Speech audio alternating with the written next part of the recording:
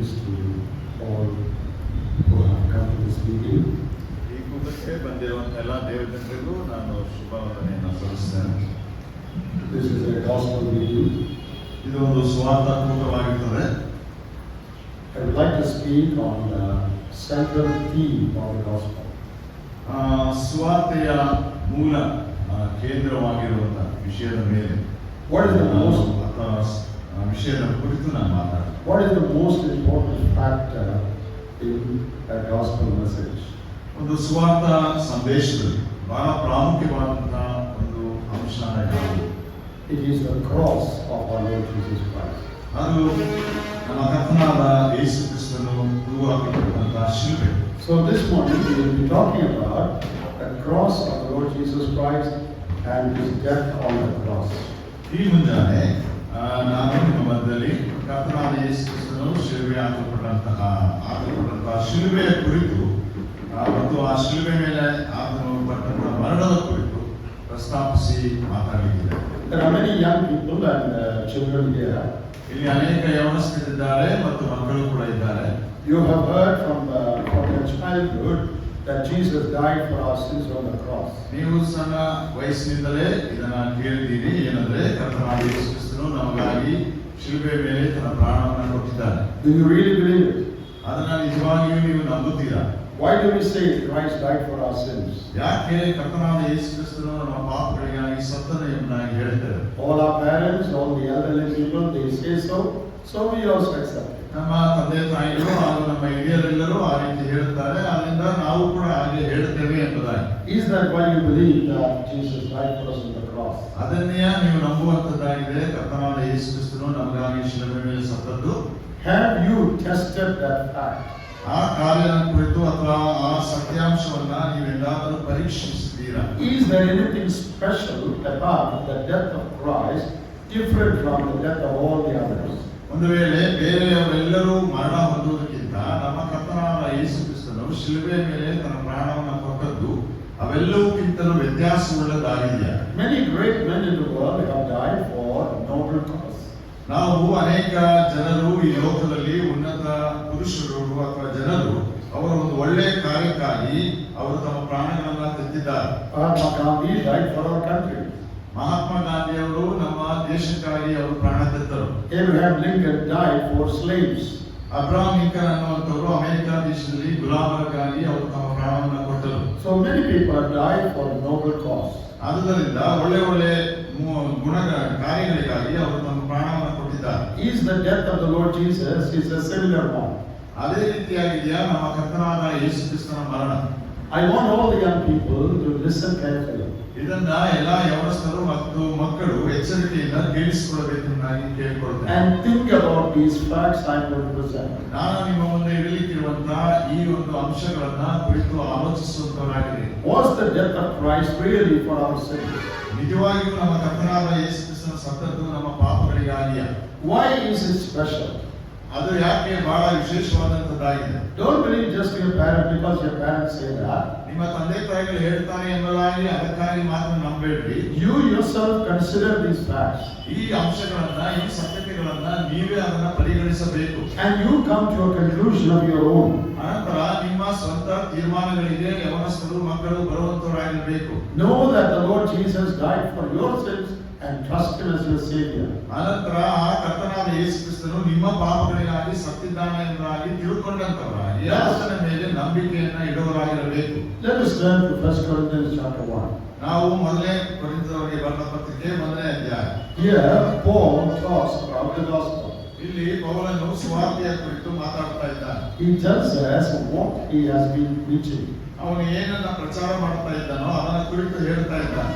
In chapter 1 of 1 Corinthians, ಮೊದಲನೇ ಕೊರಿಂಥ 1ನೇ ಅಧ್ಯಾಯ and in verse 23, 23ನೇ ವರ್ಷದಲ್ಲಿ Paul says, "But we preach Christ crucified." ಪೌಲನು ಹೇಳ್ತಾನೆ, ನಾವಾದರೂ ಶಿಲುಬೆಗೆ ಹಾಕಲ್ಪಟ್ಟವನಾದ ಕ್ರಿಸ್ತನನ್ನ ಪ್ರಚುರಪಡಿಸುತ್ತೇವೆ.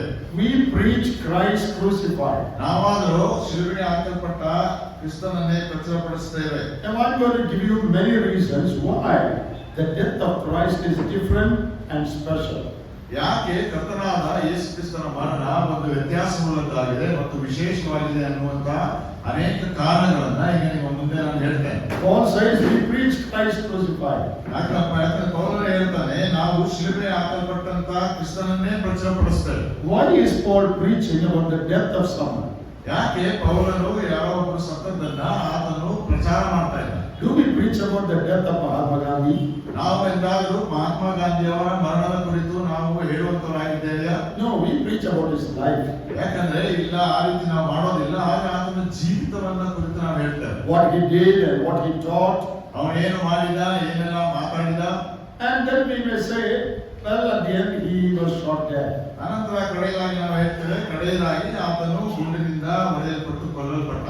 His death is not the topic of our message. ಯಾಕಂದ್ರೆ ಅವನ ಮರಣ ನಮ್ಮ ಸಂದೇಶದ ಕಾರ್ಯವಲ್ಲ ಅಥವಾ ವಸ್ತುವಲ್ಲ. His teaching on ahimsa, that is what we preach. ಅವನು ತಿಳಿಸಿಕೊಟ್ಟಂತದ್ದು ಅಥವಾ ಕಲಿಸಿಕೊಟ್ಟಂತದ್ದು ಅಹಿಂಸೆಯನ್ನು. Death is not the main thing. ಅಲ್ಲಿ ಮರಣ ಮುಖ್ಯವಾಗಿರಲಿಲ್ಲ. Life, that is the main thing. ಆತನ ಜೀವಿತ ಮುಖ್ಯವಾಗಿತ್ತು. But in the grace of Christ, ಆದರೆ ಕರ್ತನಾದ ಯೇಸು ಕ್ರಿಸ್ತನ ಕೃಪೆಯಲ್ಲಿ Paul did not say, I'm preaching about the life and teachings of Christ. ನಾನು ಕರ್ತನಾದ ಯೇಸು ಕ್ರಿಸ್ತನ ಜೀವಿತ ಕುರಿತು ಆತನ ಬೋಧನೆಗಳ ಕುರಿತು ನಾನು ಹೇಳುವುದಿಲ್ಲ. I'm preaching about the death of Christ. ಆದರೆ ನಾನು ಕರ್ತನಾದ ಯೇಸು ಕ್ರಿಸ್ತನ ಮರಣದ ಕುರಿತು ಹೇಳ್ತೇನೆ. No one else's death is preached as the death of Christ. ಕರ್ತನಾದ ಯೇಸು ಕ್ರಿಸ್ತನ ಮರಣ ಪ್ರಚಾರ ಮಾಡಿದಂತೆ ಬೇರೆ ಯಾರ ಮರಣವೂ ಕೂಡ ಹೇಳಲ್ಪಡುವುದಿಲ್ಲ. No one else's death is being preached. ಯಾವುದೇ ಮರಣವಾಗಲಿ ಅದರ ಕುರಿತು ಪ್ರಚಾರವಿಲ್ಲ ಪ್ರಿಯರೇ. Rajiv Gandhi died. Rajiv Gandhi ಸತ್ತು ಹೋದ್ರು. Indira Gandhi died. Indira Gandhi ಸತ್ತು ಹೋದ್ರು. We don't hear anyone preaching about it. ಯಾರು ಕೂಡ ಅವರ ಮರಣದ ಕುರಿತು ಬಂದು ಅವರ ಪ್ರಚಾರ ಮಾಡುವಂತಹ ವಿಷಯವನ್ನು ನೋಡೋದಿಲ್ಲ. They may refer to it in their preaching. ಒಂದು ವೇಳೆ ಅವರು ಕೆಲವು ಸಲ ಮಾತಾಡುವಾಗ ಅವರ ಕುರಿತು ಆ ಗಮನವನ್ನು ತರಬಹುದು. But death is not the main thing. ಆದರೆ ಮರಣವೇ ಮುಖ್ಯವಲ್ಲ.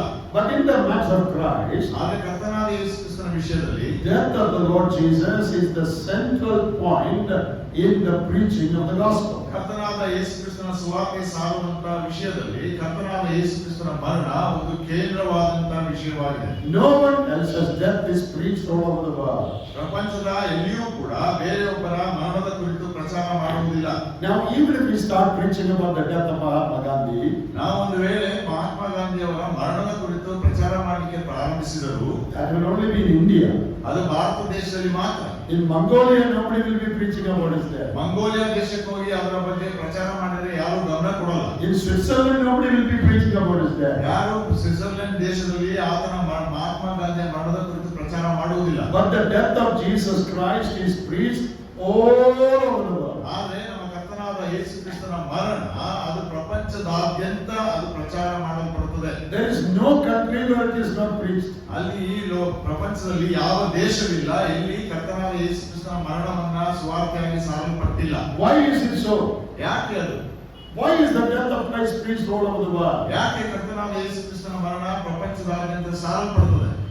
A second thing about his death, ಆತನ ಮರಣದ ಕುರಿತಿರುವಂತಹ ಎರಡನೇ ವಿಷಯ, no one else's death is remembered as much as Christ's death is remembered. ಕರ್ತನಾದ ಯೇಸು ಕ್ರಿಸ್ತನ ಮರಣವನ್ನ ಜ್ಞಾಪಿಸಿಕೊಂಡ ರೀತಿಯಲ್ಲಿ ಬೇರೆ ಯಾರ ಮರಣವೂ ಕೂಡ ಜ್ಞಾಪಿಸಿಕೊಳ್ಳಲ್ಪಡುವುದಿಲ್ಲ. Do you remember the death of anyone every day?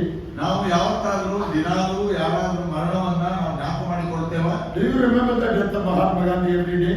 ನಾವು ಮಹಾತ್ಮ ಗಾಂಧಿಯವರ ಮರಣವನ್ನ ಪ್ರತಿನಿತ್ಯ ಜ್ಞಾಪಕ ಮಾಡಿಕೊಳ್ತೇವಾ? You remember once in a year. ನಾವು ವರ್ಷದಲ್ಲಿ ಒಂದಾವರ್ತಿ ಮಾತ್ರ ಅದನ್ನು ಜ್ಞಾಪಕ ಮಾಡಿಕೊಳ್ತೇವೆ. Oh, this day he died, October 2nd. October 2ನೇ ತಾರೀಕು Sorry. About, January 31st. yeah, okay. And we don't remember his death every day. We remember it only once.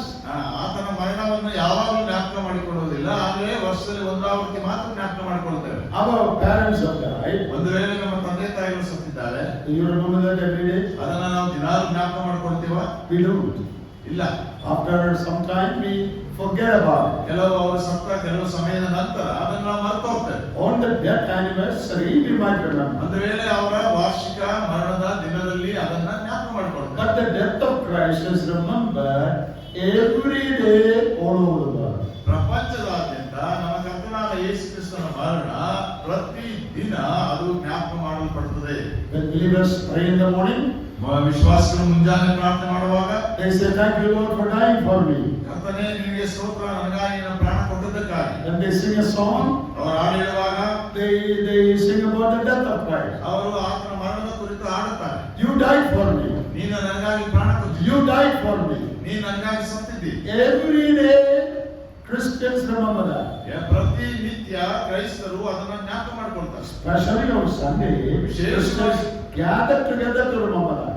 ವಿಶೇಷವಾಗಿ ಭಾನುವಾರ ಸಭೆಯಾಗಿ ಸೇರಿ ಬಂದಂತವರಾಗಿ ನಾವು ಜ್ಞಾಪಕ ಮಾಡಿಕೊಳ್ತೇವೆ. See, this morning as we have gathered here, ಈ ಮುಂಜಾನೆ ನಾವು ಈ ರೀತಿಯಲ್ಲಿ ಸೇರಿ ಬಂದಿರುವಾಗ in all the countries of the world people are gathered. ನಾವು ಅದೇ ರೀತಿಯಾಗಿ ಪ್ರಪಂಚದಾದ್ಯಂತ ಎಲ್ಲಾ ದೇಶದ ಜನರು ಇದೇ ರೀತಿಯಾಗಿ ಸೇರಿ ಬರುತ್ತಾರೆ. To remember the death of Christ. ಯಾಕಂದ್ರೆ ನಮ್ಮ ಕರ್ತನಾದ ಯೇಸು ಕ್ರಿಸ್ತನ ಮರಣವನ್ನ ಜ್ಞಾಪಕ To ಮಾಡಿ preach about his death. ಆತನ ಮರಣದ ಕುರಿತು ಸುವಾರ್ತೆಯನ್ನು ಸಾರಲು. Why is it like that? ಯಾಕೆ ಇದು ಆ ರೀತಿಯಾಗಿದೆ? Why is someone's death remembered every day? ಯಾಕೆ ಒಬ್ಬರ ಮರಣ ಅದು ಪ್ರತಿನಿತ್ಯ ಜ್ಞಾಪಕ ಮಾಡಿಕೊಳ್ಳಲ್ಪಡುತ್ತದೆ? That means there is something special in it. ಅಂದ್ರೆ ಅದರಲ್ಲಿ ಏನೋ ಒಂದು ವಿಶೇಷತೆ ಇದೆ. Otherwise, we don't remember someone's death every day. ಇಲ್ಲದೆ ಹೋದ್ರೆ ಯಾರೋ ಒಂದು ಮರಣವನ್ನ ನಾವು ಪ್ರತಿನಿತ್ಯ ಜ್ಞಾಪಕ ಮಾಡಿಕೊಳ್ಳೋದೇ ಇಲ್ಲ. When you look at the Gospels, ನಾವು ಸುವಾರ್ತೆಗಳನ್ನು ನೋಡುವಾಗ in Luke chapter 24, ಲೂಕನ ಸುವಾರ್ತೆ 24ನೇ ಅಧ್ಯಾಯ, after Jesus died and rose again from the dead, ನಮ್ಮ ಕರ್ತನಾದ ಯೇಸು ಕ್ರಿಸ್ತನ ಮರಣ ಹೊಂದಿ ಹೂಳಲ್ಪಟ್ಟು ಎಬ್ಬಿಸಲ್ಪಟ್ಟ ಮೇಲೆ, before he went into heaven, ಆತನು ಪರಲೋಕಕ್ಕೆ ಹೋಗುವಂತ ಮೊದಲು he called his disciples ಆತನ ಶಿಷ್ಯರನ್ನು ಆತನು ಕರೆತಾನೆ. and told them what they should preach all over the world. ಆತನು ಅವ್ರಿಗೆ ಹೇಳ್ತಾನೆ, ನೀವು ಭೂಲೋಕದ ಕಟ್ಟ ಕಡೆಗೆ ಹೋಗಿ ಏನನ್ನ ಸಾರಬೇಕು ಎಂಬುದಾಗಿ. Luke 24:46. ನಾವು ಲೂಕನ ಸುವಾರ್ತೆ 24ನೇ ಅಧ್ಯಾಯ 46ನೇ ವಚನ. Christ suffered and rose from the dead. ಕ್ರಿಸ್ತನು ಶ್ರಮೆ ಪಟ್ಟು ಸತ್ತು 3ನೇ ದಿನದಲ್ಲಿ ಜೀವಿತನಾಗಿ ಎದ್ದು ಬರುವನೆಂತಲೂ. Go into all the world ಪ್ರಪಂಚದ ಕಟ್ಟ ಕಡೆಗೆ ಹೋಗುತ್ತಾ and preach this. ಅದನ್ನ ಸಾರಲ್ಪಡ್ರಿ. Christ died and rose again. ಕ್ರಿಸ್ತನು ನಮಗಾಗಿ ಸತ್ತು ಎಬ್ಬಿಸಲ್ಪಟ್ಟನು. He did not say go and preach sermon on the mount every day. ಆತನು ಎಂದಿಗೂ ಹೇಳಿಲ್ಲ ನೀವು ಹೋಗ್ಬಿಟ್ಟು ಪರ್ವತ ಪ್ರಸಂಗಗಳನ್ನ ಕುರಿತು ಹೇಳ್ರಿ ಎಂಬುದಾಗಿ. It is a good thing to preach. ಅದನ್ನ ಸುವಾರ್ತೆ ಸಾರುವಂತದ್ದು ಬಹಳ ಒಳ್ಳೆ ವಿಷಯವೇ. But that is not what he commissioned his disciples to do. ಆದ್ರೆ ಆ ನಿಯೋಗವನ್ನು ಆ ರೀತಿ ಮಾಡಲಿಕ್ಕೆ ಆತನು ತನ್ನ ಶಿಷ್ಯರಿಗೆ ಹೇಳಿಲ್ಲ. That verse says, ಆ ವಾಕ್ಯ ಹೇಳ್ತದೆ, beginning at Jerusalem, ಯೆರೂಸಲೇಮಿನಲ್ಲಿ ಪ್ರಾರಂಭಿಸಿ, because they are in Jerusalem then. ಯಾಕಂದ್ರೆ ಆ ಸಮಯದಲ್ಲಿ ಶಿಷ್ಯರು ಯೆರೂಸಲೇಮಿನಲ್ಲಿ ಇದ್ದರು. Starting from here, ಈ ಸ್ಥಳದಿಂದ ಪ್ರಾರಂಭಿಸಿ preach about the death and resurrection of Christ in all nations. ಕ್ರಿಸ್ತನ ಮರಣ ಮತ್ತು ಪುನರುತ್ಥಾನದ ಕುರಿತು ಸುವಾರ್ತೆಯನ್ನು ಲೋಕದ ಕಟ್ಟಕಡೆವರೆಗೂ ಎಲ್ಲಾ ದೇಶದಲ್ಲಿ ಸಾರಿರಿ. Preach it in India. ಅದನ್ನ ಭಾರತ ದೇಶದಲ್ಲಿ ಸಾರಿರಿ. Preach it in China. China ದೇಶದಲ್ಲಿ ಸಾರಿರಿ. Preach it in Korea. Korea ದೇಶದಲ್ಲಿ ಸಾರಿರಿ. In America. ಅಮೆರಿಕಾ ದೇಶದಲ್ಲಿ ಸಾರಿರಿ. Preach this in Africa. ಅದನ್ನ ಆಫ್ರಿಕಾ ದೇಶದಲ್ಲಿ ಪ್ರಚಾರ ಮಾಡ್ರಿ. Preach this in Mongolia. ಮಂಗೋಲಿಯಾದಲ್ಲಿ ಪ್ರಚಾರ ಮಾಡ್ರಿ. Why? ಯಾಕೆ? Why should somebody's death be preached all over the world? ಯಾಕೆ ಯಾರೊಬ್ಬರ ಮರಣವನ್ನ ಪ್ರಪಂಚದಾದ್ಯಂತ ಸಾರಬೇಕು? Have you thought about it? ಅದನ್ನ ಯಾವತ್ತಾದ್ರೂ ಯೋಚನೆ ಮಾಡಿದ್ದೇವೆಯಾ? Why should someone's death be preached in all the countries in the world? ಯಾಕೆ ಯಾರೋ ಒಬ್ಬರ ಮರಣವನ್ನ ಪ್ರಪಂಚದ ಎಲ್ಲಾ ದೇಶಗಳಲ್ಲಿ ನಾವು ಸಾರಬೇಕು? That means there is something special about it. ಅಂದ್ರೆ ಅದರಲ್ಲಿ ಏನೋ ಒಂದು ವಿಶೇಷತೆ ಇದೆ ಎಂಬುದಾಗಿ. If it was an ordinary death, ಅದು ಒಂದು ಸಾಮಾನ್ಯವಾದ ಮರಣವಾಗಿದ್ರೆ, just a martyr's death like Abraham Lincoln or Mahatma Gandhi, there was no need to preach it all over the world. ಅಥವಾ ಮಹಾತ್ಮ ಗಾಂಧಿ ರಕ್ತಸಾಕ್ಷಿಯಾಗಿ ಸತ್ತ ಹಾಗೆ ಒಂದು ಮರಣವಾಗಿದ್ರೆ ಅದನ್ನ ಪ್ರಪಂಚದಾದ್ಯಂತ ಸಾರುವಂತ ಅವಶ್ಯಕತೆ ಇಲ್ಲ. So Christ's death is special. There is some other meaning to it. That is why it should be preached all over the world. ಆದರೆ ಕರ್ತನಾದ ಯೇಸು ಕ್ರಿಸ್ತನ ಮರಣ ವಿಶೇಷವಾದಂತದ್ದು. ಆ ಮರಣದಲ್ಲಿ ಏನೋ ಒಂದು ಅರ್ಥ ಇರಿಸಲ್ಪಟ್ಟಿದೆ. ಆದುದರಿಂದಲೇ ಅದು ಪ್ರಪಂಚ ಪ್ರಪಂಚದಾದ್ಯಂತ ಸಾರಲ್ಪಡುತ್ತದೆ. Everywhere the message is the same. ಎಲ್ಲಿ ಹೋಗ್ರಿ ಆ ಸುವಾರ್ತೆಯಲ್ಲಿ ಅದೇ ಸಂದೇಶ ಇರ್ತದೆ. If I go to Africa, ಆಫ್ರಿಕಾಗೆ ಹೋಗ್ರಿ, what do I preach? ನಾವೇನಲ್ಲಿ ಸಂದೇಶ ಕೊಡ್ತೇವೆ, Same thing. ಅದನ್ನೇ. Go to Mongolia, ಮಂಗೋಲಿಯಾಗೆ ಹೋಗ್ರಿ, same thing. ಅದನ್ನೇ. Go to New Zealand, New Zealand ದೇಶಕ್ಕೆ ಹೋಗ್ರಿ, same thing. ಅದೇ ಸುವಾರ್ತೆ, Same message all over the world. ಅದೇ ಸಂದೇಶ ಪ್ರಪಂಚದಾದ್ಯಂತ. Christ died, Christ rose again. ಕ್ರಿಸ್ತನು ಸತ್ತನು ಮತ್ತು ಮೂರನೇ ದಿವಸದಲ್ಲಿ ಎಬ್ಬಿಸಲ್ಪಟ್ಟನು. Think about it. ಅದರ ಕುರಿತು ಯೋಚಿಸ್ರಿ. Why should it be preached all over the world? ಯಾಕೆ ಅದು ಪ್ರಪಂಚದಾದ್ಯಂತ ಸಾರಲ್ಪಡಬೇಕು? What is the answer? ಅದಕ್ಕಿರುವಂತ ಉತ್ತರವೇನು? There is something special about it. ಅದರಲ್ಲಿ ಏನೋ ಒಂದು ಆ ಮರಣದಲ್ಲಿ ಒಂದು ವಿಶೇಷತೆ ಇದೆ. When you read the Gospels, ನಾವು ಸುವಾರ್ತೆಗಳನ್ನು ಓದುವಾಗ you know Gospels gave the life of Christ. ಸುವಾರ್ತೆಗಳಲ್ಲಿ ಕರ್ತನಾದ ಯೇಸು ಕ್ರಿಸ್ತನ ಜೀವ ಕೊಟ್ಟಂತದನ್ನ ತಿಳಿಸುತ್ತದೆ. There are 4 Gospels. ಅದರಲ್ಲಿ 4 ಸುವಾರ್ತೆಗಳುಂಟು. Only in 2 Gospels you read about the birth of Christ. ನಾವು 2 ಸುವಾರ್ತೆಗಳಲ್ಲಿ ಮಾತ್ರ ಆತನ ಜನನದ ಕುರಿತು ನೋಡ್ತೇವೆ. Matthew and Luke talk about the birth of Christ. ಮತ್ತಾಯನು ಮತ್ತು ಲೂಕನು ಕರ್ತನಾದ ಯೇಸು ಕ್ರಿಸ್ತನ ಜನನದ ಕುರಿತು ತಿಳಿಸುತ್ತಾರೆ. But all the 4 Gospel writers talk about his death.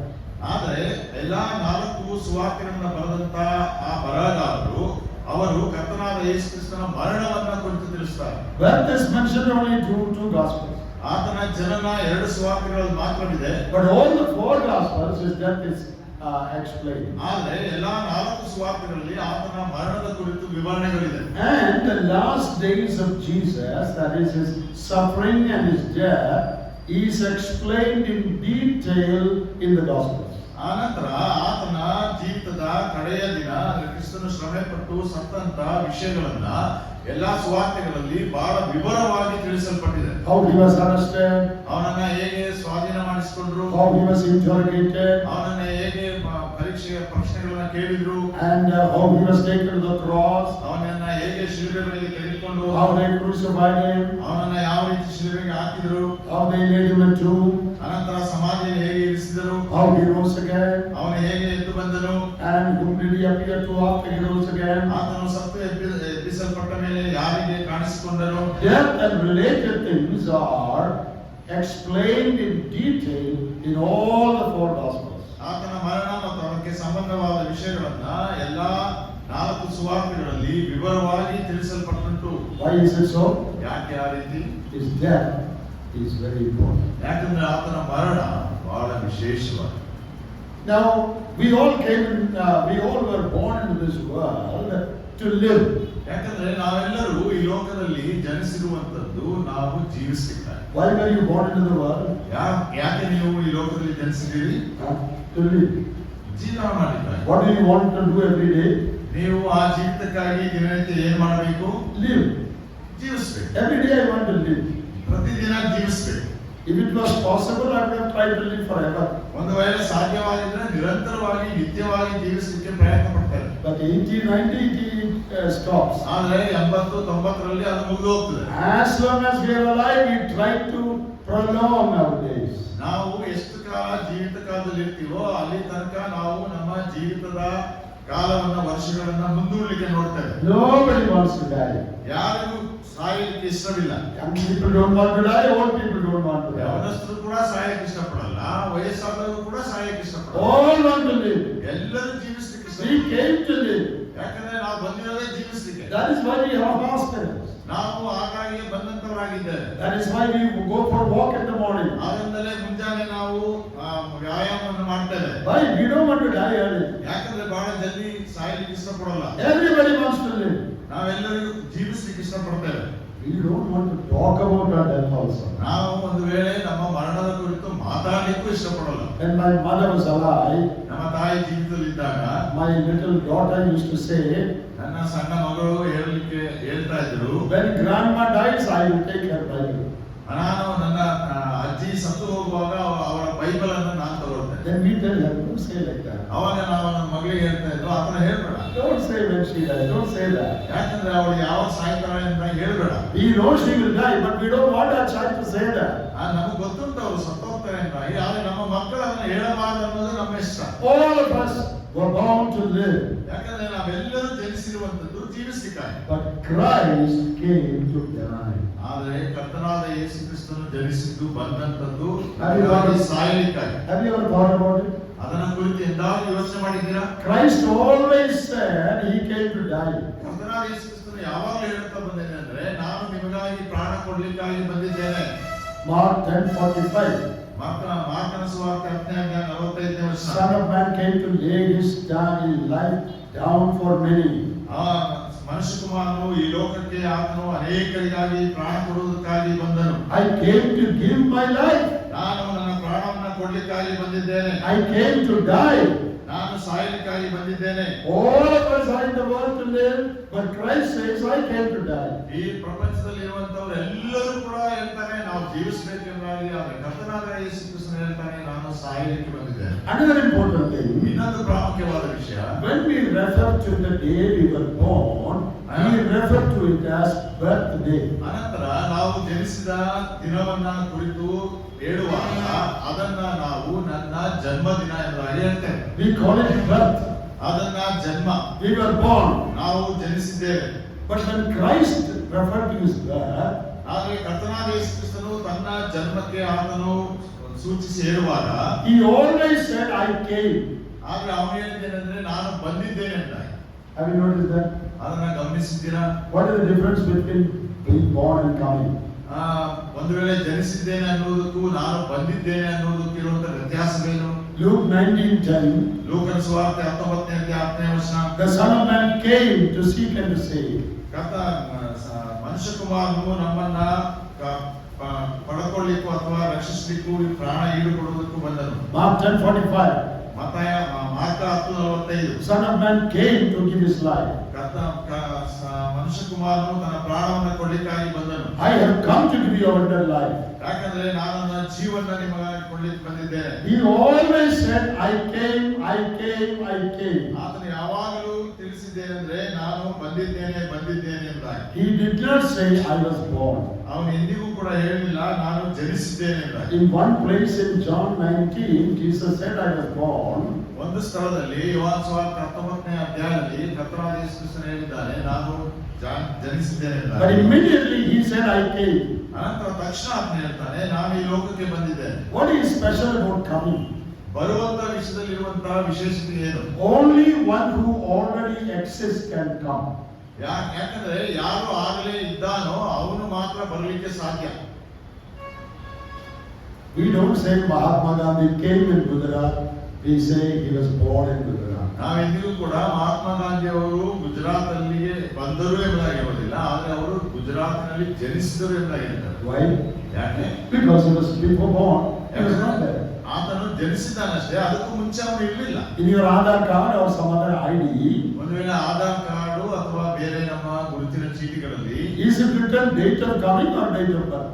ಅಲ್ಲಿ ನಾವು ಯಾವಾಗ ಬಂದೆವು ಅನ್ನುವಂಥ ತಾರೀಕು ನಮೂದಿಸಿದೆಯೋ ಅಥವಾ ನಾವು ಯಾವಾಗ ಹುಟ್ಟಿದ್ದೇವೆ ಅನ್ನುವಂಥ ತಾರೀಕನ್ನ ಬರೆಯಲ್ಪಟ್ಟಿದೆ. It is date of birth. ಅದು ನಮ್ಮ ಹುಟ್ಟಿದ ದಿನಾಂಕವನ್ನ ಸೂಚಿಸಲ್ಪಟ್ಟಿದೆ.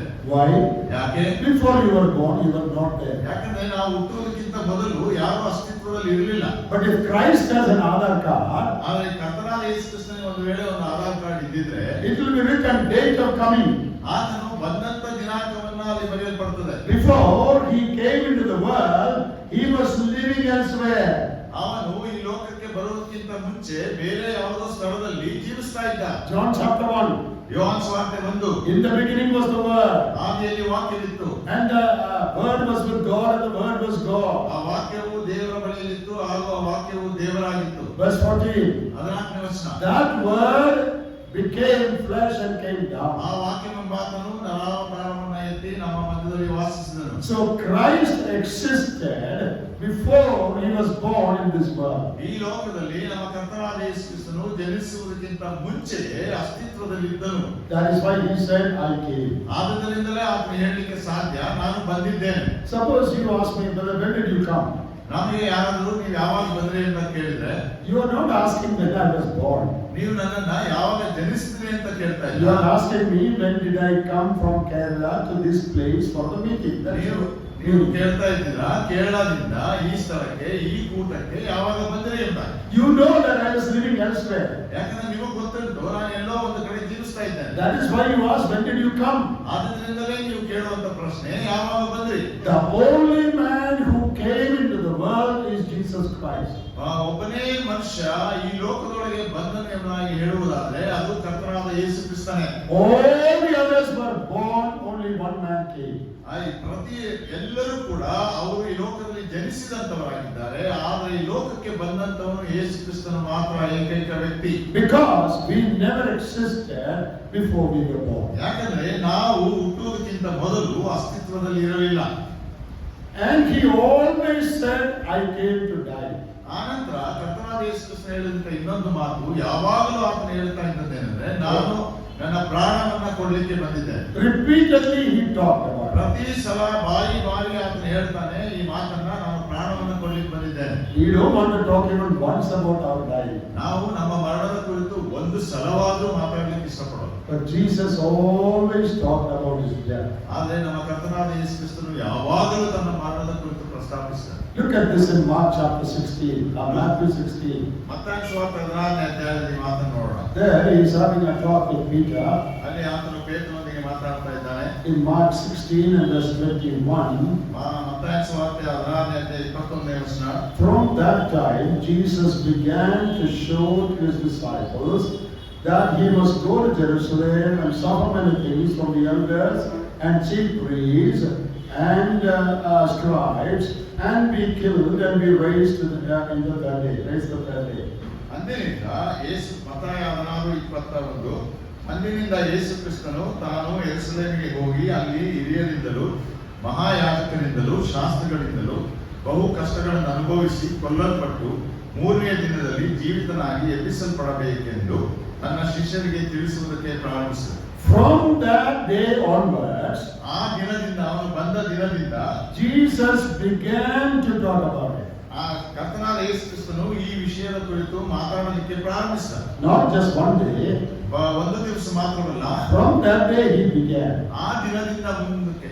That means, ಅಂದ್ರೆ after that so many times he talked about it. ಅಂದ್ರೆ ಅದರ ಅನಂತರ ಆತನು ಎಷ್ಟೋ ಸಲ ಈ ಮಾತನ್ನ ಆಡಿದ್ದಾನೆ. I'm going to die. ನಾನು ಸಾಯಲಿಕ್ಕಿದ್ದೇನೆ. I'm going to die. ನಾನು ಮರಣವನ್ನು ಅಪ್ಪಲಿಕ್ಕಿದ್ದೇನೆ. I'm going to die. ನಾನು ಸಾಯುತ್ತೇನೆ. Why is he talking about his death like that? ಯಾಕೆ ಆತನು ತನ್ನ ಮರಣದ ಕುರಿತು ಆ ರೀತಿ ಮಾತಾಡ್ತಾನೆ? No other man talks like that. ಯಾವ ಮನುಷ್ಯರು ಕೂಡ ಆ ರೀತಿ ಮಾತಾಡೋದಿಲ್ಲ. Why is Jesus always saying, I'm going to die, I'm going to die? ಯಾಕೆ ಕರ್ತನಾದ ಯೇಸು ಕ್ರಿಸ್ತನು ಯಾವಾಗಲೂ ಹೇಳ್ತಾ ಇದ್ದಾನೆ, ನಾನು ಸಾಯುತ್ತೇನೆ ಎಂಬಾಗಿ? Because the purpose of his coming was to die. ಯಾಕಂದ್ರೆ ಆತನು ಬಂದಂತ ಉದ್ದೇಶವೇ ಮರಣವನ್ನ ಹೊಂದಲಿಕ್ಕಾಗಿ. Did you understand that?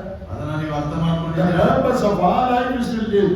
ನಮ್ಮ ಜೀವಿತದ ಉದ್ದೇಶ ಜೀವಿಸಲಿಕ್ಕಾಗಿ. But the purpose of the birth of Christ was to die. ಆದ್ರೆ ಕರ್ತನಾದ ಯೇಸು ಕ್ರಿಸ್ತನ ಜನನದ ಉದ್ದೇಶ ಅದು ಸಾವನ್ನ ಹೊಂದಲಿಕ್ಕಾಗಿ. He would find fulfillment for his life through his death. ಆತನ ಮರಣದ ಮುಖಾಂತರ ತನ್ನ ಜೀವಿತದ ಒಂದು ಪರಿಪೂರ್ಣತೆಯನ್ನ ಅಥವಾ ನೆರವೇರಿಕೆಯನ್ನ ಆತನು ಕಂಡುಕೊಳ್ತಾನೆ. The purpose of his life will be fulfilled when he dies. ಆತನು ಬಂದಂತ ಜೀವಿತದ ಉದ್ದೇಶ ಆತನು ಮರಣ ಹೊಂದಿದಾಗಲೇ ನೆರವೇರುವಂತದ್ದು. That is true only about Christ. ಅದು ಕರ್ತನಾದ ಯೇಸು ಕ್ರಿಸ್ತನ ಕುರಿತು ಮಾತ್ರ ಸತ್ಯ. Now Rajiv Gandhi died a young man. ನಾವು ನೋಡುವಾಗ ರಾಜೀವ್ ಗಾಂಧಿ ಅನ್ನುವಂತವನು ಯವನಸ್ಥಿತಿಯಲ್ಲಿ ಪ್ರಾಣ ಸತ್ತನು. And what do we say? ಆದ್ರೆ ನಾವು ಏನ್ ಹೇಳ್ತೇವೆ? Oh, if he had lived for a few more years, ಒಂದು ವೇಳೆ ಇನ್ನೂ ಕೆಲವು ವರ್ಷ ಬದುಕಿದ್ರೆ he could have accomplished many more things. ಅನೇಕ ಸಾಧನೆಗಳನ್ನ ಮಾಡಬಹುದಿತ್ತು. But what to do? He died early. ಆದ್ರೆ ಏನ್ ಮಾಡೋದು? ಬಹಳ ಜಲ್ದಿ ಸತ್ತೋದ. But about Christ we say, ಆದ್ರೆ ಕರ್ತನಾದ ಯೇಸು ಕ್ರಿಸ್ತನ ಕುರಿತು ಹೇಳ್ತದೆ, it is because he died that he accomplished the purpose of his coming. ಅವನು ನಮಗಾಗಿ ಸತ್ತದ್ದರಿಂದಲೇ ಆತನು ಬಂದಂತ ಕೆಲಸವನ್ನ ಅಥವಾ ಉದ್ದೇಶವು ನೆರವೇರಿಸಲ್ಪಟ್ಟಿದೆ. So he always looked forward to dying. ಹಾಗಾಗಿ ಕರ್ತನಾದ ಯೇಸು ಕ್ರಿಸ್ತನು ಯಾವಾಗಲೂ ಆ ಮರಣಕ್ಕಾಗಿ ಎದುರು ನೋಡ್ತಾ ಇದ್ದ. Think about it. ಅದನ್ನ ಕುರಿತು ಯೋಚಿಸ್ರಿ. Because there was something special about his death. ಯಾಕಂದ್ರೆ ಆ ಮರಣದಲ್ಲಿ ಏನೋ ಒಂದು ವಿಶೇಷತೆ ಇದೆ. And all the details of the death of Jesus was foretold. ಇನ್ನೊಂದು ವಿಷಯ ಅಂದ್ರೆ ಕರ್ತನಾದ ಯೇಸು ಕ್ರಿಸ್ತನ ಮರಣದ ಎಲ್ಲಾ ವಿಷಯಗಳನ್ನ ಅಥವಾ ವಿವರಣೆ ಕುರಿತು ಅದು ಮೊದಲೇ ಹೇಳಲ್ಪಟ್ಟಿದೆ. He himself said that. ಅದನ್ನ ತಾನೇ ಹೇಳಿದ್ದಾನೆ. Do you know anything about your death? ನಿಮಗೆ ನಮ್ಮ ಮರಣದ ಕುರಿತು ಏನಾದರೂ ಗೊತ್ತುಂಟಾ? Whether you will die in Kollegal or in Bangalore, ನಾವು ಒಂದು ವೇಳೆ ಕೊಳ್ಳೇಗಾಲದಲ್ಲಿ ಸಾಯ್ತೀವೋ ಅಥವಾ ಬೆಂಗಳೂರಲ್ಲಿ ಸಾಯ್ತೀವೋ no idea. ನಮಗೆ ಯಾವ ಒಂದು ಅದರ ಕುರಿತು ಯೋಚನೆ ಇಲ್ಲ. Die of heart attack or cancer, ಒಂದು ವೇಳೆ ಹೃದಯ ಸ್ತಂಭವಾಗಿ ಸಾಯ್ತೀವೋ ಅಥವಾ ಕ್ಯಾನ್ಸರ್ ಕಾಯಿಲೆ ಬಂದು die in a ಸಾಯ್ತೀವೋ, hospital or at home, ಆಸ್ಪತ್ರೆಯಲ್ಲಿ ಸಾಯ್ತೀವೋ ಅಥವಾ ಮನೆಯಲ್ಲಿ ಸಾಯ್ತೀವೋ no idea. ನಮ್ಗೆ ಅದರ ಕುರಿತು ಗೊತ್ತಿಲ್ಲ. Nobody here knows that. ಅದನ್ನ ಎಲ್ಲರಿಗೂ ನಮ್ಗೆ ಅದು ಗೊತ್ತಿದೆ. But Jesus knew all the details. ಆದರೆ ಕರ್ತನಾದ ಯೇಸು ಕ್ರಿಸ್ತನಿಗೆ ತನ್ನ ಮರಣದ ಎಲ್ಲಾ ವಿವರಗಳು ಗೊತ್ತುಂಟು. Where he would die? ಅವನು ಎಲ್ಲಿ ಸಾಯುತ್ತಾನೆ? In Jerusalem. ಆತನ ಯೆರೂಸಲೇಮಿನಲ್ಲಿ. Oh, how did he know that? ಅದು ಅವನಿಗೆ ಹೇಗೆ ಗೊತ್ತುಂಟು? Why not in Samaria? ಯಾಕೆ ಸಮಾರ್ಯದಲ್ಲಲ್ಲ? Why not in Bethlehem? ಬೆತ್ಲೆಹೇಮಿನಲ್ಲಿ ಯಾಕಲ್ಲ? Why not in Capernaum? ಆ ಕಪೆರ್ನೌಮಿನಲ್ಲಿ ಯಾಕಲ್ಲ? Why only in Jerusalem? ಯೆರೂಸಲೇಮಿನಲ್ಲಿ ಯಾಕೆ? He knew that is why he was going to die. ಯಾಕಂದ್ರೆ ಅವನಿಗೆ ಗೊತ್ತುಂಟು, ಅದಕ್ಕಾಗಿ ಆ ಮಾತನ್ನ ಹೇಳ್ತಾನೆ. And he also knew how he was going to die. ಅನಂತರ ಅವನಿಗೆ ಗೊತ್ತಿತ್ತು ಯಾವ ರೀತಿ ಆತನ ಸಾಯ್ತಾನೆ ಅಂತ. I will be killed. ನನ್ನನ್ನ ಕೊಲ್ಲಲ್ಪಡ್ತದೆ. How did he know that? ಅದೇ ಗೊತ್ತುಂಟು ಅವನಿಗೆ. Could he not have died of some disease? ಅವನು ಯಾವ್ದಾದ್ರು ಕಾಯಿಲೆಯಿಂದ ಸಾಯಲಿಕ್ಕೆ ಆಗ್ತಿರ್ಲಿಲ್ವಾ? How did he know he was going to be killed? ಅವನಿಗೆ ಹೇಗೆ ಗೊತ್ತುಂಟು ಅವನನ್ನ ಕೊಲ್ತಾರೆ ಎಂಬುದಾಗಿ? Who would kill him? That also he knew. Who would kill ಯಾರು him? ಅವನನ್ನ ಕೊಲ್ತಾರೆ ಅನ್ನೋದು ಕೂಡ ಅವನಿಗೆ ಗೊತ್ತಿತ್ತು. Who would kill him? ನನ್ನನ್ನ ಯಾರು ಕೊಲ್ತಾರೆ ಅಂತ ಗೊತ್ತಾ? Not thieves and robbers. ನಾವು ಕಳ್ಳರು ಅಥವಾ ಕದಿಮರಲ್ಲ, Not terrorists. ಅಥವಾ ಉಗ್ರಗಾಮಿಗಳಲ್ಲ. Who would kill me? ನನ್ನನ್ನು ಯಾರು ಕೊಲ್ತಾರೆ? Chief priests, scribes and Pharisees. ಅದರಲ್ಲಿ ನಾವು ನೋಡ್ತೇವೆ ಫರಿಸಾಯರು ಹಾಗೂ ಮಹಾಯಾಜಕರು ಮತ್ತು ಶಾಸ್ತ್ರಿಗಳು. Where I will die? ನೀವೆಲ್ಲಿ ಸಾಯ್ತೀಯಾ? How I will die? ನೀವು ಹೇಗೆ ಸಾಯ್ತೀಯಾ? And who will cause my death? ನನ್ನ ಮರಣಕ್ಕೆ ಯಾರು ಕಾರಣರಾಗ್ತಾರೆ? All this he knew. ಈ ಎಲ್ಲಾ ವಿಷಯಗಳು How did he know that? ಅದು ಹೇಗೆ ಅವನಿಗೆ ಗೊತ್ತುಂಟು? And he predicted that. ಅದರ ಕುರಿತು ಅವನು ಮೊದಲೇ ತಿಳಿಸಿದ. Then he said one more thing. ಅನಂತರ ಆತನ ಒಂದು ವಿಷಯವನ್ನು ಹೇಳ್ತಾನೆ. He raised on the third day. ಆ ಮೂರನೇ ದಿವಸ ನಾನು ಎಬ್ಬಿಸಲ್ಪಡ್ತೇನೆ. Wherever Jesus spoke about his death, he always spoke about his resurrection also. ಎಲ್ಲೆಲ್ಲಿ ಕರ್ತನಾದ ಯೇಸು ಕ್ರಿಸ್ತನು ತನ್ನ ಮರಣವನ್ನ ಕುರಿತು ಪ್ರಸ್ತಾಪಿಸಿ ಮಾತಾಡುತ್ತಾನೋ ಆ ಎಲ್ಲಾ ಸ್ಥಳಗಳಲ್ಲಿ ಕರ್ತನಾದ ಯೇಸು ಕ್ರಿಸ್ತನು ತನ್ನ ಪುನರುತ್ಥಾನದ ಕುರಿತು ಕೂಡ ಪ್ರಸ್ತಾಪಿಸ್ತಾನೆ. You read all the Gospels. ನೀವು ಎಲ್ಲಾ ಸುವಾರ್ತೆಗಳನ್ನು ಓದ್ರಿ. And notice this. ಅದನ್ನ ಕುರಿತು ಗಮನಿಸ್ರಿ. Wherever Jesus spoke about his death, ಎಲ್ಲೆಲ್ಲಿ ಕರ್ತನಾದ ಯೇಸು ಕ್ರಿಸ್ತನು ತನ್ನ ಮರಣದ ಕುರಿತು ಪ್ರಸ್ತಾಪಿಸಿದ್ದಾನೋ he would never stop by saying, I will die. ಅವನು ಎಂದಿಗೂ ಕೂಡ ನಾನು ಸಾಯುತ್ತೇನೆ ಅಂದ ನಂತರ ತನ್ನ ಮಾತನ್ನು ಮುಗಿಸಲಿಲ್ಲ. He would always say, and rise again on the third day. ಯಾವಾಗಲೂ ಆತನು ಹೇಳಿದ್ದಾನೆ, ನಂತರ ನಾನು ಎಬ್ಬಿಸಲ್ಪಡ್ತೇನೆ. He knew he would die. ಅವನು ಗೊತ್ತಿತ್ತು ನಾನು ಸಾಯ್ತೇನೆ ಎಂಬುದಾಗಿ. Where he would die. ಎಲ್ಲಿ ಸಾಯುತ್ತೇನೆ, How he would die. ಹೇಗೆ ಸಾಯುತ್ತೇನೆ, Who would kill him. ಯಾರು ಅವನನ್ನು ಕೊಲ್ತಾರೆ. After dying, ಆ ಸತ್ತ ನಂತರ third day he will come back to life. ಮೂರನೇ ದಿವಸ ಮತ್ತೆ ಜೀವಿತನಾಗಿ ಎದ್ದೇಳ್ತಾನೆ. He knew all this. ಎಲ್ಲೋ ಅವನು ಗೊತ್ತಿತ್ತು. Not only that he knew this, he told the people repeatedly. ಆತನಿಗೆ He repeatedly told the people. ಈ ವಿಷಯದ ಕುರಿತು ಆತನು ಅವಾಗ ಯಾವಾಗಲೂ ಹೇಳ್ತಾ ಇದ್ದ. No other person talks about resurrection. ಯಾವುದೇ ಬೇರೆ ವ್ಯಕ್ತಿ ಆತನ ಪುನರುತ್ಥಾನದ ಕುರಿತು ಮಾತಾಡಿಲ್ಲ. Will your grandfather say, anyway, I will die maybe next year, but after 1 year I will come back? ಎಂದಾದರೂ ನಮ್ಮ ತಾತ ಅಥವಾ ಅಜ್ಜ ಹೇಳಿದ್ದಾರ, ನಾನು ಮುಂದಿನ ವರ್ಷ ಸತ್ತೋಗ್ತೇನೆ, ಆನಂತರ ಮತ್ತೆ ವಾಪಸ್ ಬರ್ತೇನೆ ಜೀವನದಲ್ಲಿ?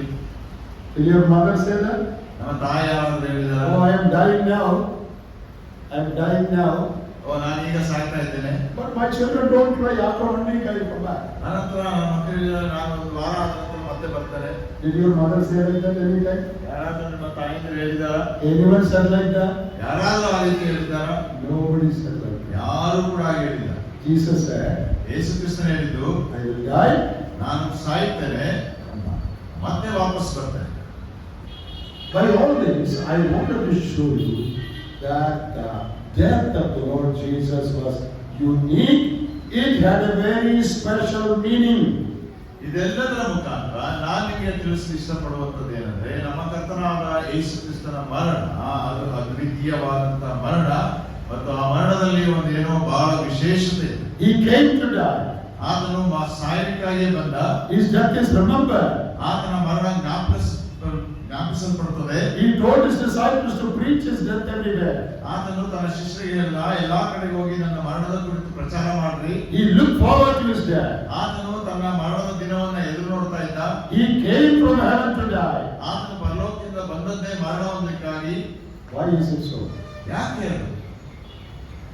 This is where the death of Christ is different from the death of all the others.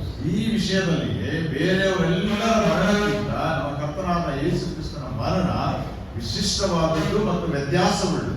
And Christ himself said there is a meaning for his death. ಕರ್ತನಾದ ಯೇಸು ಕ್ರಿಸ್ತನು ತಾನೇ ಹೇಳಿದ್ದಾನೆ, ತನ್ನ ಮರಣಕ್ಕೆ ಒಂದು ಅರ್ಥವಿದೆ. His death has a meaning. ಆತನ ಮರಣಕ್ಕೆ ಒಂದು ಅರ್ಥ ಉಂಟು. Our death has no meaning. ನಮ್ಮ ಮರಣಕ್ಕೆ ಯಾವ ಅರ್ಥವಿಲ್ಲ. Suppose somebody died in your house. ನಮ್ಮ ಮನೆಯಲ್ಲಿ ಯಾರಾದ್ರೂ ಸತ್ತರೆ, will anyone ask you what is the meaning of his death? ಯಾರಾದ್ರೂ ಪ್ರಶ್ನೆ ಮಾಡ್ತಾರೆ, ಅವನು ಸತ್ತಿದ್ದಾನೆ, ಅದರ ಅರ್ಥ ಏನಂತಾಗಿ? No meaning. ಅದಕ್ಕೆ ಅರ್ಥವಿಲ್ಲ. He became old, he died. ಯಾಕಂದ್ರೆ ಅವನ ವಯಸ್ಸಾಯ್ತು, ಸತ್ತೋದ ಅಷ್ಟೇ. But the death of Christ had a meaning. ಆದ್ರೆ ಕರ್ತನಾದ ಯೇಸು ಕ್ರಿಸ್ತನ ಮರಣಕ್ಕೆ ಒಂದು ಅರ್ಥವಿತ್ತು. He was dying for a particular thing. ಯಾಕಂದ್ರೆ ಆತನು particular thing. ಒಂದು ವಿಶೇಷ ಅಥವಾ ನಿರ್ದಿಷ್ಟವಾದ ವಿಷಯಕ್ಕಾಗಿ ಸಾಯಲಿಕ್ಕಿದ್ದ. What is that? ಅದೇನದು? What did he die for? ಯಾಕಾಗಿ ಆತನ ಸತ್ತ? What is the meaning of his death? ಆತನ ಮರಣದ ಅರ್ಥವೇನು? Why did he shed his blood? ಯಾಕೆ ಆತನು ತನ್ನ ರಕ್ತವನ್ನ ಚೆಲ್ಲಿದ? Come to Matthew chapter 26. ಮತ್ತಾಯನ ಸುವಾರ್ತೆ 26ನೇ ಅಧ್ಯಾಯ. And Jesus himself is speaking. ಇಲ್ಲಿ ಕರ್ತನಾದ ಯೇಸು ಕ್ರಿಸ್ತನು ತಾನೇ ಮಾತಾಡುತ್ತಾ ಇದ್ದಾನೆ. And in verse 27 and 28, 27 ಮತ್ತು 28ನೇ ವಚನದಲ್ಲಿ Jesus explains the meaning of his death. ಕರ್ತನಾದ ಯೇಸು ಕ್ರಿಸ್ತನು ಇಲ್ಲಿ ತನ್ನ ಮರಣದ ವಿವರಣೆಯನ್ನು ಕೊಡ್ತಾ ಇದ್ದಾನೆ ಅಥವಾ ಅರ್ಥವನ್ನು ತಿಳಿಸ್ತಾ ಇದ್ದಾನೆ. Look at verse 28. 28ನೇ ವಚನ. For this is my blood of the new covenant, which is shed for many for the remission of sins. ಇದು ನನ್ನ ರಕ್ತ, ಮತ್ತಾಯ 26:28.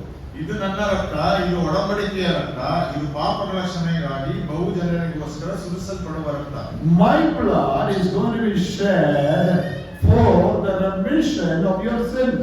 ನನ್ನ ರಕ್ತ ಬಹು ಜನರ ಪಾಪದ ಕ್ಷಮಾಪಣೆಗಾಗಿ ಸುರಿಸಲ್ಪಡುವ ರಕ್ತ.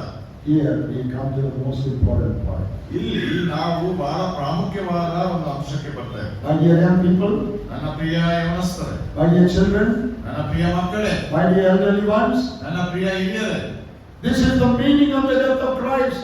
ಇದು ನಮ್ಮ ಕರ್ತನಾದ ಯೇಸು ಕ್ರಿಸ್ತನ ಮರಣದ ಕುರಿತು.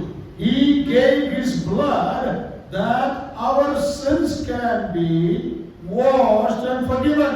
ಆತನು ತನ್ನ ರಕ್ತವನ್ನು ಸುರಿಸಿದ್ದು ಯಾಕೆ ಎಂಬುದನ್ನು ನೋಡುವಾಗ ನಮ್ಮ ಪಾಪಗಳು ಕ್ಷಮಿಸಲ್ಪಟ್ಟು ಮತ್ತು ಶುದ್ಧರಾಗಿ ಮಾಡಲಿಕ್ಕಾಗಿ, ತೊಳೆಯಲ್ಪಡಲಿಕ್ಕಾಗಿ. My blood is shed for the remission of the sins of many people. ಅನೇಕ ಜನರ ಪಾಪಗಳ ಕ್ಷಮಾಪಣೆಗಾಗಿ ನನ್ನ ರಕ್ತ ಚೆಲ್ಲಲ್ಪಟ್ಟಿತು.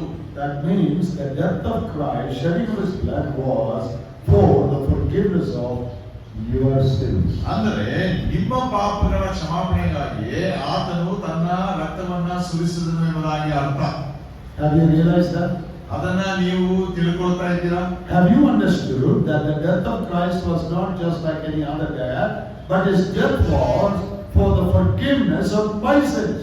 ನೀವು ಇದನ್ನು ಅರ್ಥ ಮಾಡಿಕೊಂಡಿದ್ದೀರಾ? ಕರ್ತನಾದ ಯೇಸು ಕ್ರಿಸ್ತನ ಮರಣ ಬೇರೆಯವರ ಸಾಮಾನ್ಯ ಮರಣದಂತೆ ಅಲ್ಲ, ಆದರೆ ಆ ಮರಣ ಅದು ನನ್ನ ನಿಮ್ಮ ಪಾಪಗಳ ಕ್ಷಮಾಪಣೆಗಾಗಿ ಇದೆ. By his death, my sin can be forgiven. ಯಾಕಂದ್ರೆ ಆತನ ಮರಣದಿಂದ ನನ್ನ ಪಾಪಗಳು ಕ್ಷಮಿಸಲ್ಪಡುತ್ತದೆ. I can escape the judgment of God. ನಾನು ದೇವರ ತೀರ್ಪನ್ನ ತಪ್ಪಿಸಿಕೊಳ್ಳಬಹುದು. Now the Bible says that all have sinned ದೇವರ ವಾಕ್ಯ ಹೇಳ್ತದೆ, ಎಲ್ಲರೂ ಪಾಪ ಮಾಡಿದ್ದಾರೆ and come short of the glory of God. ಅವರು ದೇವರ ಮಹಿಮೆಯನ್ನು ಹೊಂದದೇ ಹೋಗಿದ್ದಾರೆ. In the beginning, when God created man, ಆದಿಯಲ್ಲಿ ದೇವರು ಮನುಷ್ಯನನ್ನ ಸೃಷ್ಟಿಸಿದಾಗ he created man so that man would live in happy fellowship with God. ಅವನು ದೇವರು ಮನುಷ್ಯನನ್ನ ಯಾಕೆ ಉತ್ಪತ್ತಿ ಮಾಡಿದ ನೋಡುವಾಗ ಅವನು ದೇವರೊಟ್ಟಿಗೆ ಒಂದು ಸಂತೋಷಕರವಾದ ಅನ್ಯೋನ್ಯತೆಯಲ್ಲಿ ಇರಬೇಕು ಎಂಬುದಾಗಿ. But man did not believe what God said. ಆದರೆ ದೇವರು ಹೇಳಿದ್ದನ್ನ ಆ ಮನುಷ್ಯನು ಅವಾಗ ನಂಬಲಿಲ್ಲ. He disobeyed God. ಆತನು ದೇವರಿಗೆ ಅವಿಧೇಯನಾದ. As a result, he became a sinner. ಅದರ ಪರಿಣಾಮವೇ ಆತನು ಪಾಪಿಯಾದ. His spiritual life with God was cut off. ಆತನ ದೇವರೊಟ್ಟಿಗಿನ ಆತ್ಮಿಕ ಜೀವಿತ ಮುರಿಯಲ್ಪಟ್ಟಿತು. Man became a sinner. ಮನುಷ್ಯನು ಪಾಪಿಯಾದ. And all those who were born from him in inherited that sinful nature. ನೋಡ್ರಿ, ಆ ರೀತಿಯಾಗಿ ಅವನ ಮುಖಾಂತರ ಜನಿಸಿದವರೆಲ್ಲರೂ ಆ ಪಾಪದ ಸ್ವಭಾವವನ್ನ ಬಳುವಳಿಯಾಗಿ ಪಡೆದುಕೊಂಡರು. All the children born into the world have that sinful nature. ಈ ಲೋಕದಲ್ಲಿ ಹುಟ್ಟಿದಂತ ಎಲ್ಲಾ ಜನರು ಆ ಪಾಪದ ಸ್ವಭಾವ ಉಳ್ಳವರಾಗಿದ್ದಾರೆ. All are sinners. ಎಲ್ಲರೂ ಪಾಪಿಗಳಾಗಿದ್ದಾರೆ. Do you have any doubt about it? ಅದರ ಕುರಿತು ನಿಮ್ಗೆ ಏನಾದ್ರು ಅನುಮಾನ ಉಂಟಾ? Look at your child. ಆ ಮಗುವನ್ನ ನೋಡ್ರಿ, You will know. You will know that. ನಿಮಗೆ ಅದು ಗೊತ್ತಾಗ್ತದೆ. Why does he get angry? ಯಾಕೆ ಆ ಮಗುವಿಗೆ ಸಿಟ್ಟು ಬರ್ತದೆ? Who taught him to get angry? Did you teach your child to get angry? ಸಿಟ್ಟು ಬರ್ಲಿಕ್ಕೆ ನಾವು ಯಾರಾದ್ರೂ ಕಲಿಸ್ಕೊಟ್ಟಿದೀವಾ? No. ಇಲ್ಲ. Why does he tell lies? ಯಾಕೆ ಮಕ್ಕಳು, ಸಣ್ಣ ಮಕ್ಕಳು ಕೂಡ ಸುಳ್ಳು ಹೇಳ್ತಾರೆ? Did you give him tuition to tell lies? ಅದಕ್ಕೆ ಪಾಠ ಹೇಳ್ಕೊಟ್ಟಿದೀವಾ ನಾವು ಆ ಸುಳ್ಳು ಹೇಳೋದು ಹೇಗೆ ಎಂಬುದಾಗಿ? Who taught him to tell lies? ಆ ಮಗುವಿಗೆ ಯಾರು ಹೇಳ್ಕೊಟ್ಟದ್ದು ಸುಳ್ಳು ಹೇಳಿ? When one child plays with one toy, another child wants the same toy. ಒಂದು ಮಗು ಒಂದು ಗೊಂಬೆಯೊಂದಿಗೆ ಆಟವಾಡ್ತಿದ್ರೆ ಇನ್ನೊಂದು ಮಗುವು ಅದೇ ಗೊಂಬೆ ಬೇಕು And pushes him down. ಅದನ್ನ ಆ ಮಗುವನ್ನ ತಳ್ತದೆ. Why does he do like that? ಯಾಕೆ ಆ ಮಗು ಆ ರೀತಿ ಮಾಡುತ್ತೆ? Because of sinful nature. ಯಾಕಂದ್ರೆ ಆ ಮಗುವಿನಲ್ಲಿರುವಂತಹ ಪಾಪದ ಸ್ವಭಾವ. Every child will tell lies. ಯಾಕಂದ್ರೆ ಪ್ರತಿ ಮಕ್ಕಳು ಕೂಡ ಸುಳ್ಳು ಹೇಳ್ತಾರೆ. Hindu child, Christian child, Muslim child, doesn't matter. ಒಂದು ವೇಳೆ ಹಿಂದೂ ಜನಾಂಗದ ಮಕ್ಕಳು, ಮುಸ್ಲಿಂ ಜನಾಂಗದ ಮಕ್ಕಳು, ಕ್ರೈಸ್ತರ ಮಕ್ಕಳು ಕೂಡ. Bible says no difference.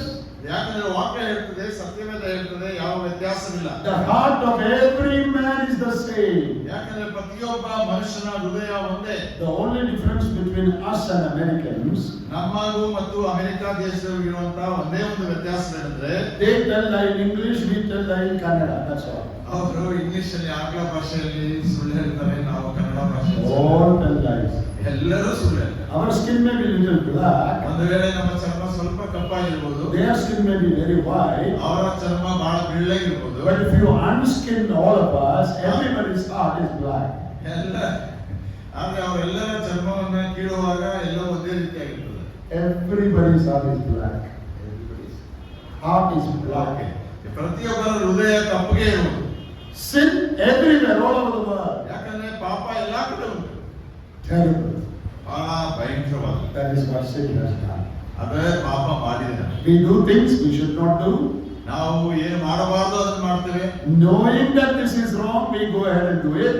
ಅದು ತಪ್ಪು ಎಂದು ನಮಗೆ ಗೊತ್ತಿದ್ರೂ ಕೂಡ ಅದನ್ನ ಮುಂದುವರಿಸ್ತೇವೆ. All of us have done that. ಅದೆಲ್ಲರೂ ಅದರ ಕುರಿತು ಗೊತ್ತುಂಟು. All of us have broken God's moral laws. ಯಾಕಂದ್ರೆ ದೇವರ ಆ ನೀತಿವಂತಿಕೆಯ ನಿಯಮಗಳನ್ನ ನಾವೆಲ್ಲರೂ ಮುರಿದಿದ್ದೇವೆ.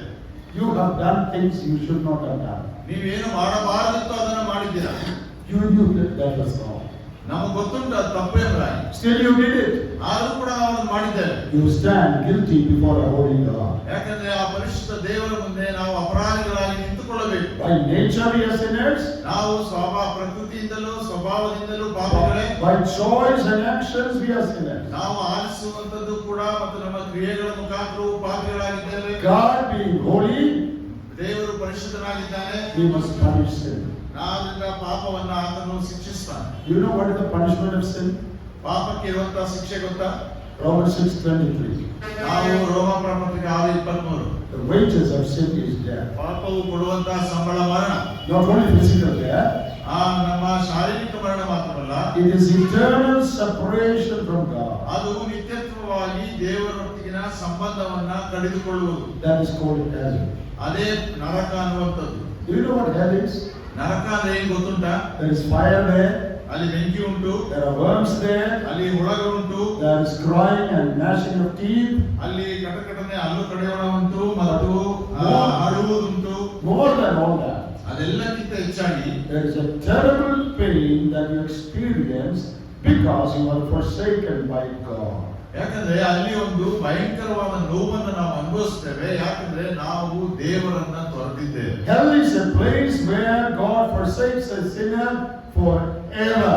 ನರಕ ಅನ್ನುವಂಥದ್ದು ಒಂದು ಸ್ಥಳ ಏನಂದ್ರೆ ದೇವರು ಪಾಪಿಗಳನ್ನ ಕೈ ಬಿಟ್ಟಿದ್ದಾನೆ ಹೇಗೆಂಬುದಾಗಿ ನೋಡುವಾಗ ನಿತ್ಯತ್ವಕ್ಕೂ. That is where you will go if your sins are not forgiven. ಒಂದು ವೇಳೆ ನಿಮ್ಮ ಪಾಪಗಳು ಕ್ಷಮಿಸಲ್ಪಡದೆ ಹೋದ್ರೆ ಅದೇ ಸ್ಥಳ ನೀವು ಹೋಗುವಂತದ್ದು. If your sins are not forgiven, ನಿಮ್ಮ ಪಾಪಗಳು ಕ್ಷಮಿಸಲ್ಪಡದೆ ಹೋದ್ರೆ, you may have grown up in the brethren assembly, but that's not going to help you. ಆದರೆ ಬ್ರದರನ್ ಸಭೆಯಲ್ಲಿ ನೀವು ಬೆಳೆದದ್ದರಿಂದ ಅದು ನಿಮಗೆ ಸಹಾಯ ಮಾಡೋಲ್ಲ. If your sins are not forgiven, ನಿಮ್ಮ ಪಾಪಗಳು ಕ್ಷಮಿಸಲ್ಪಡದೆ ಹೋದ್ರೆ, righteous God will judge you and throw you into an eternal hell. ನೀತಿವಂತನಾದ ದೇವರು ನಿಮ್ಮನ್ನ ತೀರ್ಪಿಗೆ ಒಳಪಡಿಸ್ತಾನೆ, ನಂತರ ನಿತ್ಯವಾದ ನರಕಕ್ಕೆ ನಿಮ್ಮನ್ನ ದೊಬ್ಬುತ್ತಾನೆ. That is the punishment due to you and me. ಅಲ್ಲಿದೆ ನಮಗೂ ನಿಮಗೆ ಇರುವಂತಹ ಶಿಕ್ಷೆ. Everyone deserves that. ಎಲ್ಲರೂ ಕೂಡ ಅದಕ್ಕೆ ಅರ್ಹರಾಗಿದ್ದಾರೆ. You deserve it. ಅದಕ್ಕೆ ನೀವು ಪಾತ್ರರಾಗಿದ್ದೀರಿ. I deserve it. ನಾನು ಅದಕ್ಕೆ Because ಪಾತ್ರನಾಗಿದ್ದೇನೆ. all have sinned. ಯಾಕಂದ್ರೆ ಎಲ್ಲರೂ ಪಾಪ ಮಾಡಿದ್ದಾರೆ. But God loved us. ಆದರೆ ದೇವರು ನಮ್ಮನ್ನು ಪ್ರೀತಿಸಿದ್ದಾರೆ. He did not want us to be in punishment. ಯಾಕಂದ್ರೆ ಆ ಶಿಕ್ಷೆಯಲ್ಲಿ ನಾವು ಇರಬಾರದೆಂಬುದೇ ದೇವರ ಇಷ್ಟ. So he took the initiative to come into this world as a man. ಆದ್ದರಿಂದ ದೇವರು ಮನುಷ್ಯ ಕುಮಾರನಾಗಿ ಈ ಲೋಕಕ್ಕೆ ಬರಬೇಕೆಂಬುದಾಗಿ ಆತನು ತನ್ನನ್ನು ನಿರ್ಧರಿಸಿಕೊಂಡನು. That is the blood of Christ. ಅದುವೇ ನಮ್ಮ ಕರ್ತನಾದ ಯೇಸು ಕ್ರಿಸ್ತನ ರಕ್ತ. He is God in the person of Christ came into the world. ದೇವರಾಗಿರುವಂತವನು ಕ್ರಿಸ್ತನೆಂಬ ವ್ಯಕ್ತಿತ್ವದಲ್ಲಿ ಈ ಲೋಕಕ್ಕೆ ಬರ್ತಾನೆ. And he took all our sins upon his body. ಆತನು ನಮ್ಮ ಎಲ್ಲಾ ಪಾಪಗಳನ್ನ ತನ್ನ ದೇಹದ ಮೇಲೆ ಹೊತ್ತುಕೊಂಡನು. In Isaiah chapter 53, ನಾವು ಯೆಶಾಯ 53 ನೋಡ್ತೇವೆ. 700 years prior to the birth of Christ, 700 ವರ್ಷಗಳ ಆತನ ಜನನದ ಮುಂಚೆಯೇ Isaiah prophesied about Messiah's death. ಅಲ್ಲಿ ಯೆಶಾಯನು ಮೆಸ್ಸಿಯನ ಮರಣದ ಕುರಿತು ಪ್ರವಾದಿಸುತ್ತಾನೆ. All we like sheep have gone astray. All we like sheep we have gone astray. ನಾವೆಲ್ಲರೂ ಕೂಡ ಕುರಿಗಳಂತೆ ತೊಡಲುತ್ತಾ ದಾರಿ ತಪ್ಪಿದ್ದೇವೆ. Each one had turned to his own way. ನಾವೆಲ್ಲರೂ ನಮ್ಮ ಸ್ವಂತ ಸಂಗತಿಗಳಿಗೆ ತಿರುಗಿಸಿಕೊಂಡಿದ್ದೇವೆ. But the Lord laid on him our iniquity.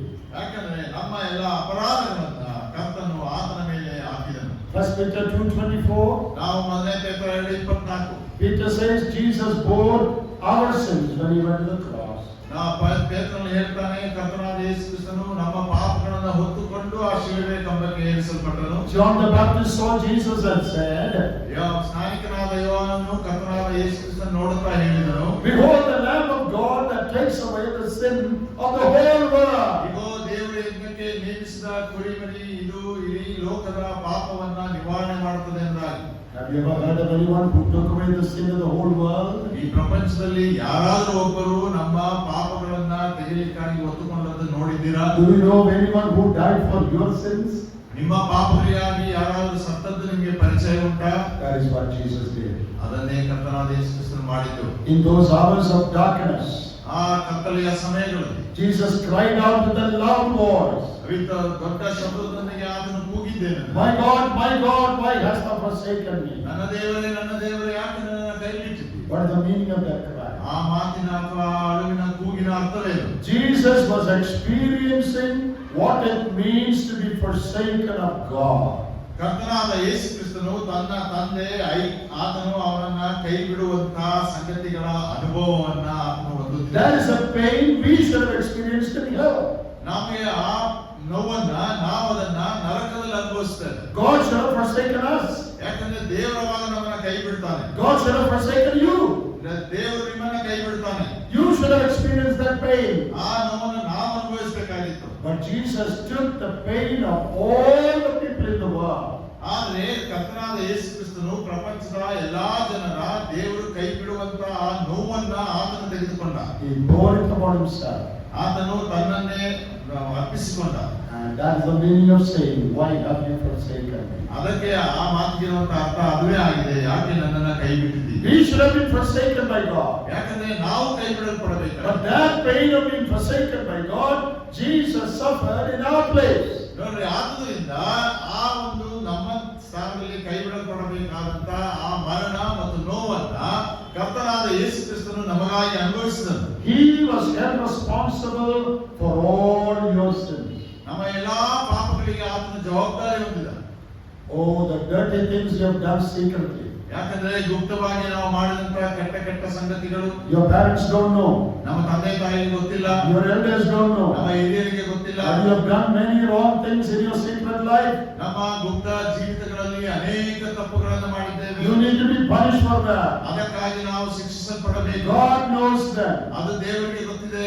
And Jesus took responsibility for all the evil things you did. ನಾವು ಮಾಡಿದಂತ ಎಲ್ಲಾ ಕೆಡುಕಿಗಾಗಿ ಕರ್ತನಾದ ಯೇಸು ಕ್ರಿಸ್ತನ ಜವಾಬ್ದಾರಿಯನ್ನು ಹೊತ್ತುಕೊಂಡಿದ್ದಾನೆ. He had to answer for all the things you and I had committed.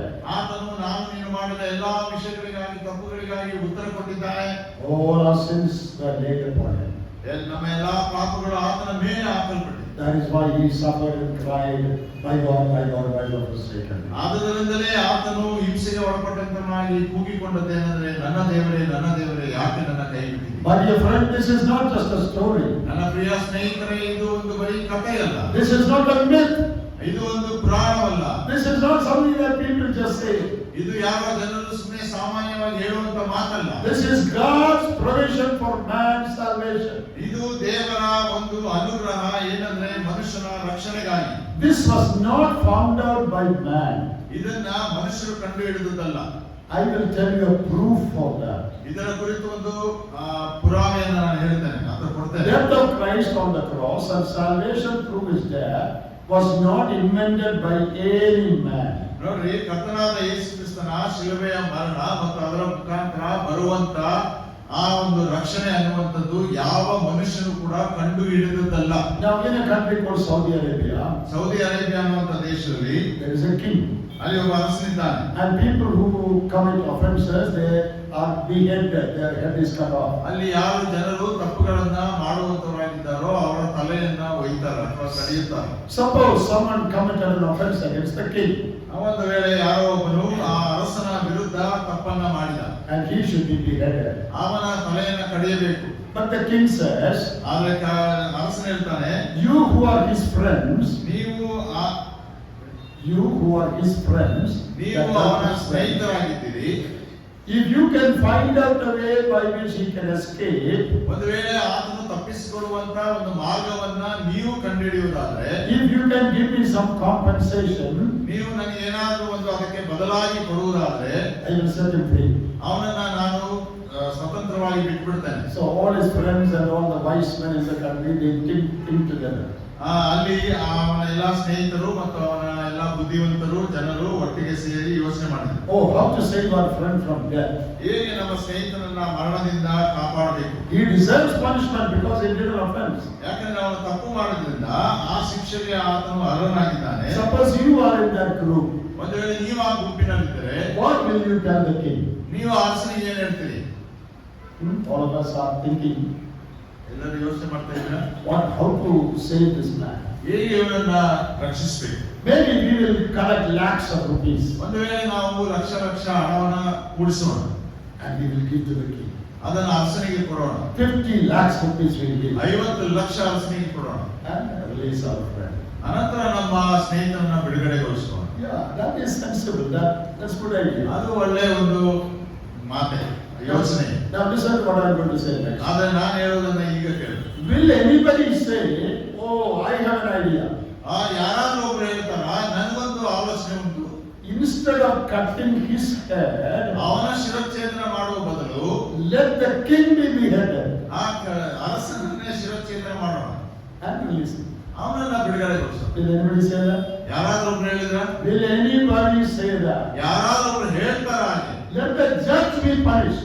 ಆ ನ್ಯಾಯಾಧಿಪತಿಗೆ ಅವನು ಶಿಕ್ಷಿಸಲ್ಪಡಲಿ. And the culprit be free. ಆ ಅಪರಾಧಿಯನ್ನ ಸ್ವತಂತ್ರಪಡಿಸಲಿ. Will such a thought enter the mind of any human being? ಯಾವುದೇ ಮನುಷ್ಯನ ಮನಸ್ಸಿಗೆ ಅಂತ ಆಲೋಚನೆಗಳು ಬರ್ತದ? No. ಇಲ್ಲ. That is why he said, gospel is not man's invention. ಆದ್ದರಿಂದಲೇ ನಾನು ಹೇಳುವಂತದ್ದು, ಈ ಸುವಾರ್ತೆ ಅನ್ನುವಂಥದ್ದು ಮನುಷ್ಯನು ಕಂಡುಹಿಡಿದದ್ದಲ್ಲ. In the gospel, ಸುವಾರ್ತೆಯಲ್ಲಿ the judge is taking our punishment. ಆ ನ್ಯಾಯಾಧೀಶನು ನಮ್ಮ ಶಿಕ್ಷೆಯನ್ನ ತನ್ನ ಮೇಲೆ ಹೊತ್ತುಕೊಳ್ತಾ ಇದ್ದಾನೆ. The king says, I will suffer the punishment and you go free. ಅರಸನು ಹೇಳ್ತಾ ಇದ್ದಾನೆ, ಈಗ ನಾನು ನಿನ್ನ ಶಿಕ್ಷೆಯನ್ನ ನಾನು ಅನುಭವಿಸ್ತೇನೆ, ನೀನು ಸ್ವತಂತ್ರವಾಗಿ ಮಾರ್ಗವಾಗಿ ಹೋಗು. That is not man's idea. ಅದು ಮನುಷ್ಯನ ಆಲೋಚನೆ ಅಲ್ಲ. Man cannot find out the way of salvation like that. ಆ ರೀತಿಯಾಗಿ ಮನುಷ್ಯನು ಎಂದಿಗೂ ಕೂಡ ರಕ್ಷಣಾ ಮಾರ್ಗವನ್ನ ಕಂಡುಹಿಡಿಯಲಿಕ್ಕೆ ಸಾಧ್ಯವೇ ಇಲ್ಲ. It is God's way of salvation. ಅದು ದೇವರ ರಕ್ಷಣಾ ಮಾರ್ಗವಾಗಿದೆ For you. ನಿಮಗಾಗಿ. Christ died for your sins.